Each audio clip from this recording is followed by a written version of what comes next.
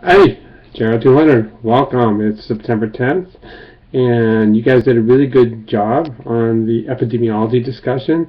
I got in there and read quite a few, commented a bit, and so did Caroline and Tara, your TAs. So look for our comments because we are in there mixing it up with you guys, and we really enjoy having that kind of interaction. Okay, so the epidemiology is oftentimes it's a matching of the biology with the population analysis, and so we look for health trends. And so now we're going to dive into the biology. I know most of you are not biologists, but this is a great opportunity to get exposed to some biology, in biology that is applied, very relevant. It's biology of aging and diseases that we experience. And just remember, every time you go to the hospital, who do you see in the hospital? You don't see young people unless you're in the maternity ward. Okay, 99% of the people that are going to the doctor and then becoming hospitalized are old people with diseases that are related to the aging process. So the discussion today asks you to kind of go in and look at this really nice publication put out by the National Institute of Health, and specifically it's the National Institute on Aging and American Federation of Aging Research, and so they've compiled a list of theories on aging. Why do we age? Why does disease become riskier as we age, and things like that.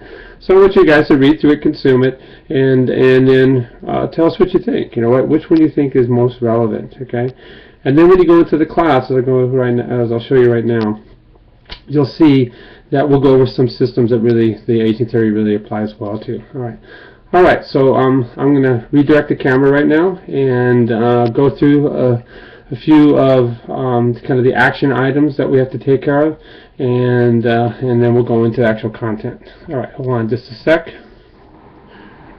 All right,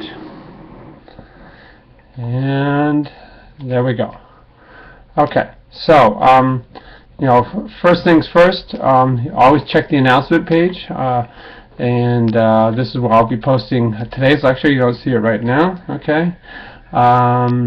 Alright, so let's begin with the actual course, okay? And we'll go into the online lectures right here, okay?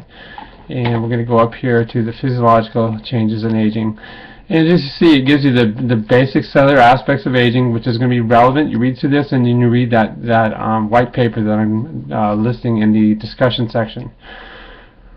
You can look at these systems and see how they're affected. This one in particular, the immune system, is so relevant to so many aging theories because immune decline really is a big part of disease in the aging process. The change in inflammation, and also just cancers of the immune system, so lymphomas and leukemias. And so if you click on that, it gives you a nice introduction into the immune system and what happens with aging. Okay. Alrighty, and so when you look at the immune system, I want you to think about how these changes are relevant to, as we get over here to the discussion, what we have listed for the reading for the discussion. So this is the discussion, again. It's made by the American Federation for Aging Research. It's going to be put out there tonight, so you can get it as of first thing tomorrow morning. Here's the theories on aging. Pretty simple reading. I guys want you to just go through it and then comment on this, okay?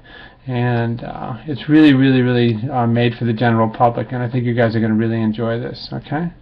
All right. All right, so we can go back to the discussion board, okay? And as it indicates, there are lots of theories of aging. Some of them are overlapping, okay? And really, which one is the most convincing to you? Why? Okay, and maybe what steps you might take to slow down your aging process based on this theory that you like. Okay, alrighty, and that's really basically it. Now, we do have something coming up. Okay, here's your critical thinking assignment right here. It's due September 17th. I apologize. Blackboard blew up on me, so I had to redo the assignment. It says new one, Labor Day, right here. So now you can upload your 2-page paper, okay, into here.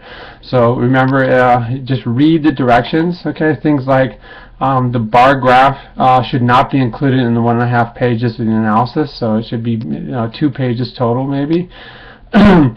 Down here in the bottom, this is the one that blew up. So if I click on this and try and get into it, that's what I get, and that's the same thing that you guys get. Okay, so it's Blackboard at its best, and I apologize for that. So do not use that one.